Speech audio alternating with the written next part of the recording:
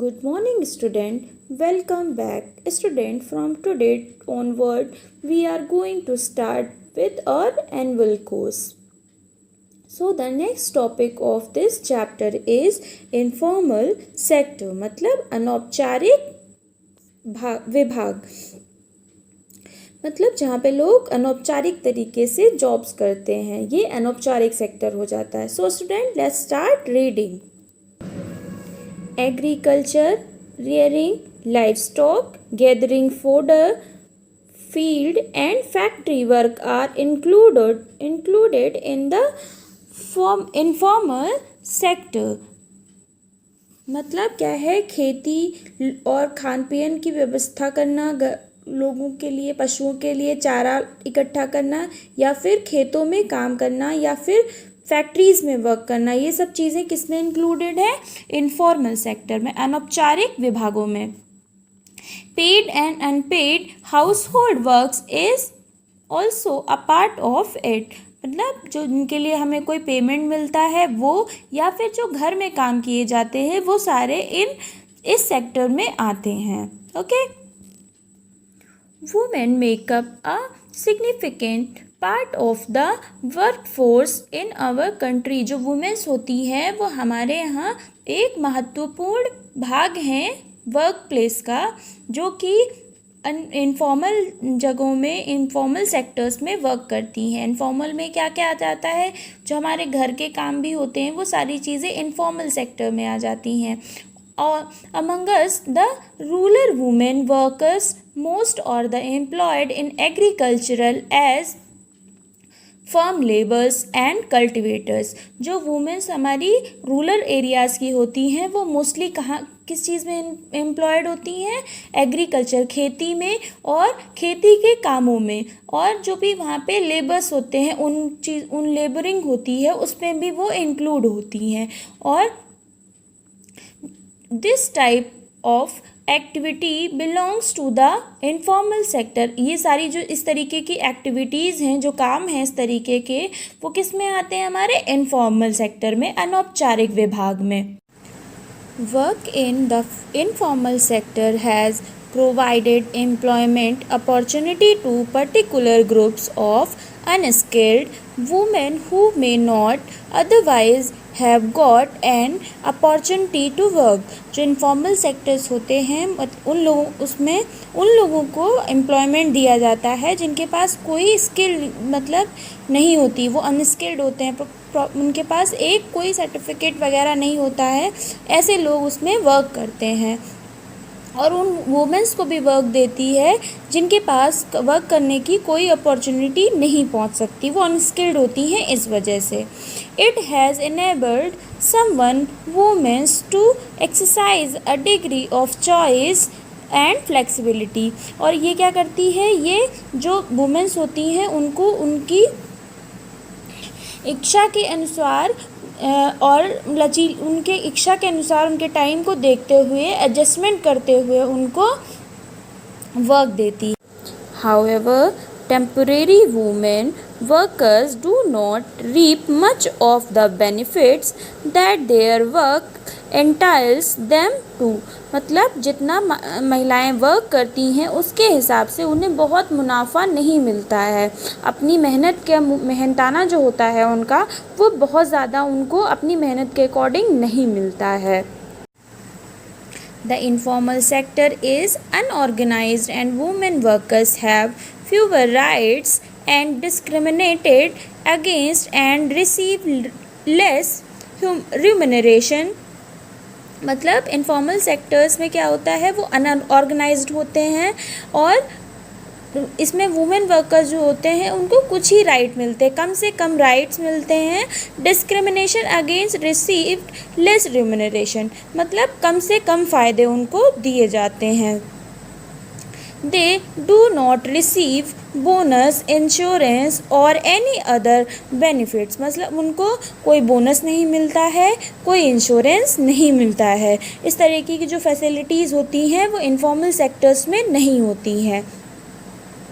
Census data shows that between 1981 and 1991, मतलब जो हमारा जनगणना होता है, सेंसस होता है, उसके डाटा को देखते हुए 1981 और 1991 के बीच में the number of rural women agriculture workers increased by 36.15%। मतलब इस टाइम ड्यूरेशन की जनगणना को देखते हुए जो रूरल वुमेन्स हैं वो एग्रीकल्चर के वर्क में बढ़ गई, इंक्रीमेंट हुआ है कितना, 36.15%।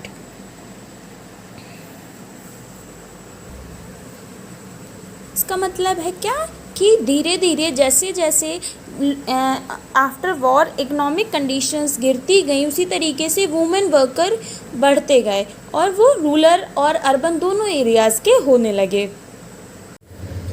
It is apparent that landlessness and poverty are forcing more rural women to join the labor force to earn dismal wages।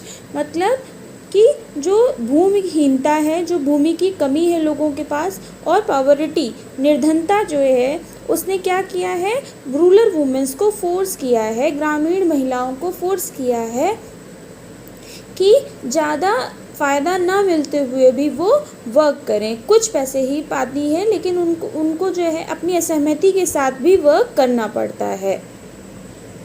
This sectors money is not included in the calculating of national income. जो इस sector की money होती है उसको national income में include नहीं करते हैं, ठीक है। Sometimes women workers do not even receive minimum wage। Sometime क्या होता है कि जो वुमेन वर्कर्स होती हैं उनको कम से कम फ़ायदा भी नहीं हो पाता है। Men are almost always paid more than women for the same work। और मैन को क्या होता है, उसी सेम काम के लिए ज़्यादा पेमेंट भी मिलती है और ज़्यादा फ़ायदा भी होता है। यहाँ पे क्या हो जा रहा है, हमारा जेंडर डिस्क्रिमिनेशन हो रहा है।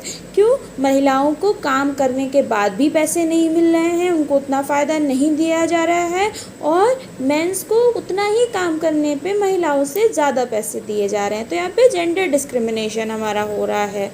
ओके, तो इससे पहले भी हमने पढ़ा था इनफॉर्मल सेक्टर, ठीक है। अब हम स्टार्ट करेंगे फॉर्मल सेक्टर्स, मतलब औपचारिक विभाग। बैंक्स, स्कूल्स, एमएनसीज का फुल फॉर्म होता है multinational corporation. Offices, hospital, etc are considered a part of formal sector. मतलब बैंक्स, स्कूल और बहुराष्ट्रीय, यहाँ पे मल्टीनेशनल होती हैं तो इनको हिंदी में बोलते हैं बहुराष्ट्रीय कंपनियाँ। ऑफिसेज, हॉस्पिटल्स, ये सब चीज़ें क्या हैं, ये सब मिला के एक फॉर्मल सेक्टर होता है। ये सब फॉर्मल सेक्टर का पार्ट हैं। Okay, this sector is organised and the workers have fixed salaries and insurance. और ये सेक्टर क्या है, एक ऑर्गेनाइजेशंस होती हैं, जैसे एक तरीके से संस्थागत होते हैं। इसमें क्या होता है, वर्कर्स की फिक्स्ड सैलरी होती है कि किसी को जो भी सैलरी दी जाती है वो एक फ़िक्स अमाउंट होता है, और इसमें वर्कर्स का इंश्योरेंस भी होता है। एंड फेस लेस डिस्क्रिमिनेशन, और इस सेक्टर में क्या फेस करते हैं हम, लेस डिस्क्रिमिनेशन, मतलब कम से कम भेदभाव को हम देखते हैं इस सेक्टर में। However, in India, organized sector women are woefully underrepresented। मतलब जो इंडिया में ऑर्गेनाइज सेक्टर होता है उसमें भी वुमेंस को क्या कम से कम रिप्रेजेंटेशन मिलता है, उनको कम से कम फ़ायदा मिलता है। यहाँ भी डिस्क्रिमिनेशन होता है। Most job are gender specific and certain position are offered only to man. मतलब कुछ जॉब्स जो होती हैं वो स्पेशली फॉर मेंस होती हैं और जेंडर स्पेसिफिक होती हैं। उनको पहले से ही बोला जाता है कि ये जो पोजीशन है वो सिर्फ मेंस के लिए है, और मैक्सिमम जो ऑफ़र्स होते हैं वो मेंस के लिए होते हैं, वुमेंस के लिए कम ऑफ़र आते हैं। Women have to work harder to prove their capabilities and gain acceptance। मतलब वुमेन्स क्या करती हैं, वर्क हार्ड करती हैं अपनी कैपेबिलिटी, अपनी क्षमताओं को प्रूव करने के लिए और अपनी क्षमता के अनुसार चीज़ों को प्राप्त करने के लिए वो वर्क हार्ड करती हैं। In the organized sector, women enjoy benefit like medical insurance, sick leave, maternity leaves and the leaves scheduled in the calendar. मतलब जो ऑर्गेनाइज सेक्टर होता है, जो हमारा फॉर्मल सेक्टर है, उसमें वुमेन मतलब इंजॉय करती हैं बेनिफिट्स. कौन कौन से? मेडिकल इंश्योरेंस मिलता है उनको, सिक लीव्स बीमारी की छुट्टियां मिलती हैं, मैटरनिटी लीव्स मिलती है and leaves scheduled in the calendar, जो कैलेंडर में शेड्यूलिंग में हमारी छुट्टियां होती हैं वो भी मिलती हैं. In certain cases women can even work from home. और कुछ ऐसे भी अगर चांसेस होते हैं तो वुमेन्स क्या करती हैं? वर्क फ्रॉम होम कर लेती हैं. ओके, ये हमारी सारी जो सुविधाएं हैं वो किसके, कौन से सेक्टर के लिए हैं? वो फॉर्मल सेक्टर के लिए हैं. The Indian constitution prohibits any discrimination on the basis of sex. जो हमारा कॉन्स्टिट्यूशन है उसमें जेंडर या सेक्स के अकॉर्डिंग कोई भी डिस्क्रिमिनेशन, कोई भी भेदभाव नहीं किया गया है. इन 1976 the equal Remuneration Act was passed to ensure that equal pay was given to men and women for equal और सिमिलर वर्क. मतलब एक ये मेहनताना एक्ट पास किया गया हमारे कॉन्स्टिट्यूशन में. कब? 1976 में.